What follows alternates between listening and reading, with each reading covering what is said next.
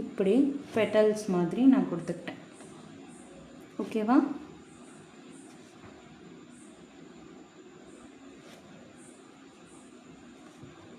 இந்த இடத்துல உங்களுக்கு வேவ் மாதிரி வராமல் இப்படி கொஞ்சம் ஒரு லைன் மாதிரி வர மாதிரி பார்த்துக்கோங்க. இப்போது இந்த இடத்த ஃபுல்லாக நான் ஷேட் பண்ணிக்கிறேன்.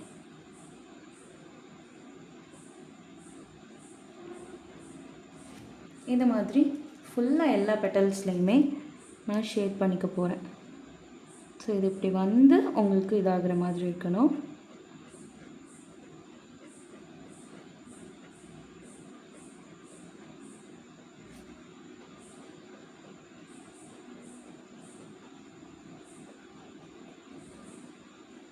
இந்த மாதிரி ஃபுல்லாக ஷேட் பண்ணிவிட்டு இதுக்கு கீழே இங்கேருந்து ஒரு ட்ரையாங்கிள் ஷேப் மாதிரி கொடுத்து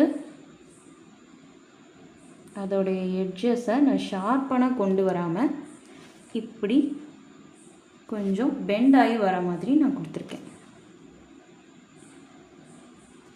இப்போ இதில்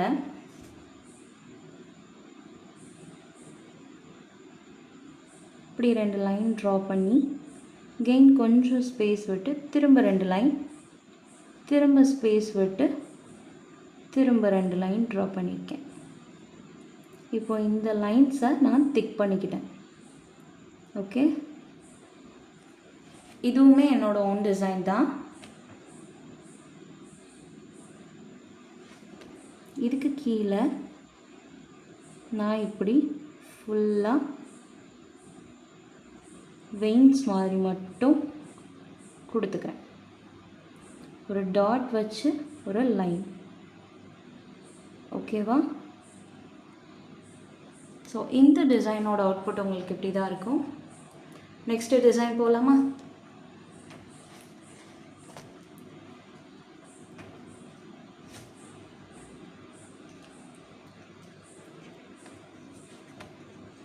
நெக்ஸ்ட்டு டிசைனுக்கு இப்படி நான் ஒரு செமி கர்வ் மாதிரி போட்டு இந்த இடத்துல இப்படி நிப்பாட்டிக்கிறேன். ஓகேவா? இந்த இடத்துல ஒரு ஸ்கொயர் கொடுத்து போட்டிருக்கேன். போட்டுட்டு இதில் இப்படி லைன்ஸ் வர மாதிரி நான் கொடுத்துக்கிட்டேன்.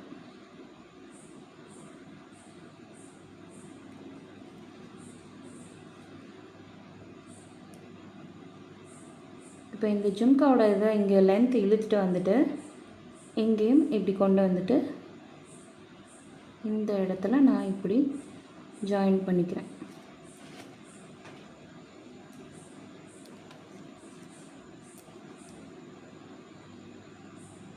இதில் நம்ம என்ன டிசைன்ஸ்னாலும் நம்ம கொடுத்துக்கலாம்.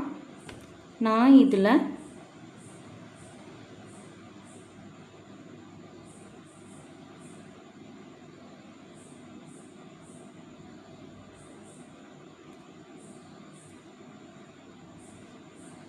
இப்படி குட்டி குட்டி ஹம்ஸ் கொடுத்துட்டு பிக் ஹம்ஸ் கொடுத்துக்கிறேன். இதில் இந்த பிக் ஹம்ஸை நான் ஃபில் பண்ணிக்கிறேன். குட்டி குட்டி ஹம்ஸை விட்டுட்டு பிக் ஹம்ஸை ஃபில் பண்ணிக்கிட்டு இதுக்கு கீழே இப்படி சைடாக வர மாதிரி வெயின்ஸ் கொடுத்துக்கிட்டேன்.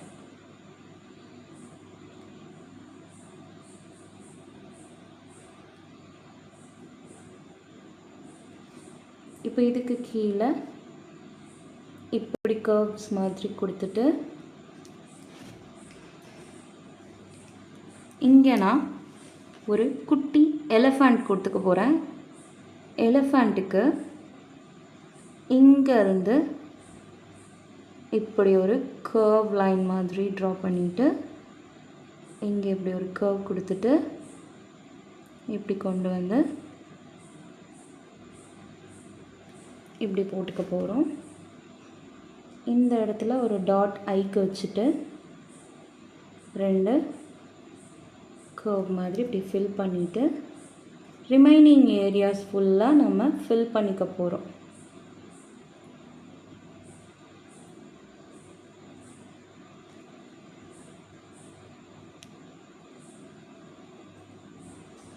இந்த மாதிரி ஃபுல்லாக ஃபில் பண்ணிவிட்டு இங்கே ஒரு லைன் கொடுத்துக்கிட்டாச்சு.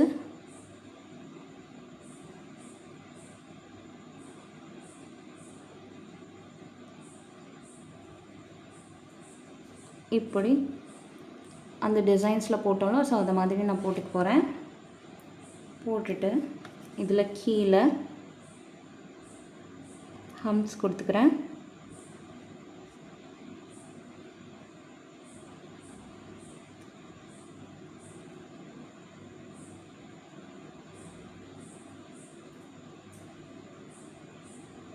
இப்படி 2 ஹம்ஸ்க்கு ஒரு தடவை நான் ஒரு வெயின்ஸ் கொடுத்துக்க போகிறேன்.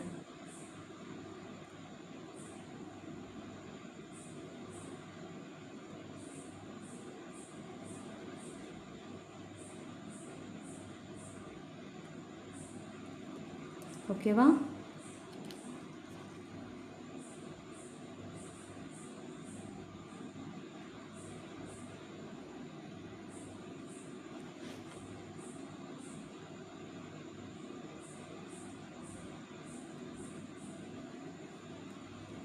ஸோ இந்த டிசைனோட அவுட்புட் உங்களுக்கு இப்படி தான் இருக்கும். ஸோ நீங்கள் எப்படி வேணாலும் டிசைன் பண்ணிக்கலாம்.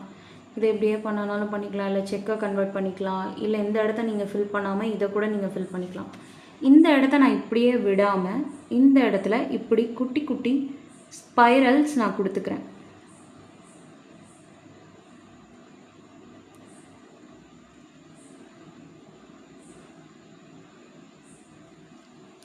ஓகேங்களா? ஸோ இந்த டிசைனோட அவுட்புட் உங்களுக்கு இப்படி தான் இருக்கும். ஸோ நெக்ஸ்ட்டு டிசைன் போகலாமா? ஸோ இந்த டிசைனோட முடிஞ்சு உங்களுக்கு 20 டிசைன்ஸ் கணக்கு ஆகிடுச்சு.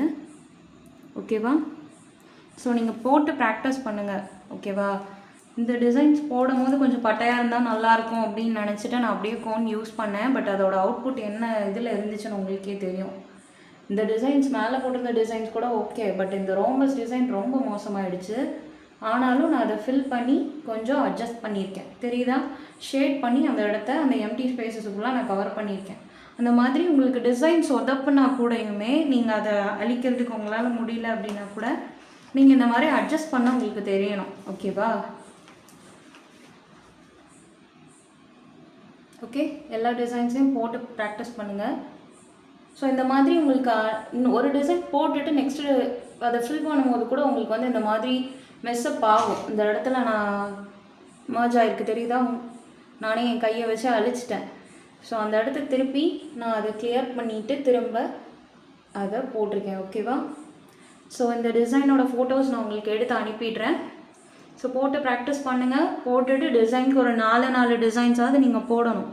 போட்டு எனக்கு அனுப்பணும். ஓகேவா? அனுப்பிட்டு நீங்கள் உங்களுடைய சர்டிஃபிகேட்ஸ் நீங்கள் வாங்கிக்கலாம். ஸோ நெக்ஸ்ட் மந்த்லேருந்து உங்களுக்கு வந்து இந்த 18th அப்புறத்துலேருந்தே உங்களுக்கு இனி ஜாயின் பண்ணக்கூடிய உங்கள் ஃப்ரெண்ட்ஸோ யாராவது ஜாயின் பண்ணுறாங்க அப்படின்னா கண்டிப்பாக உங்களுக்கு 1599 ரூபா தான் இந்த கோர்ஸ் ஃபீஸ் வரும். ரெஜிஸ்ட்ரேஷன் ஃபீஸ் 199 பே பண்ணிவிட்டு ரிமைனிங் 1400 நீங்கள் அப்புறமா உங்களோட ஃப்ரெண்ட்ஸ் யாராக இருந்தாலும் பே பண்ண வேண்டியது இருக்கும். ஏன்னா நாம் ISO சர்டிஃபைடு ஆகிடுவோம். ஸோ அதனால் உங்களுக்கு ஃபீஸுமே உங்களுக்கு அதிகமாகும். ஓகேவா? ஸோ டிசைன்ஸ் போட்டு ப்ராக்டிஸ் பண்ணி அனுப்புங்க. இந்த ஆஃபரில் நீங்கள் கிராப் பண்ணிக்கிட்டீங்க, ஓகே. பட் நீங்கள் போட்டு கம்ப்ளீட் பண்ணி எனக்கு அனுப்புனா தான் உங்களுக்கு சர்டிஃபிகேட் கிடைக்கும். ஓகேவா? சரி, okay. Stay positive. Bye. Take care.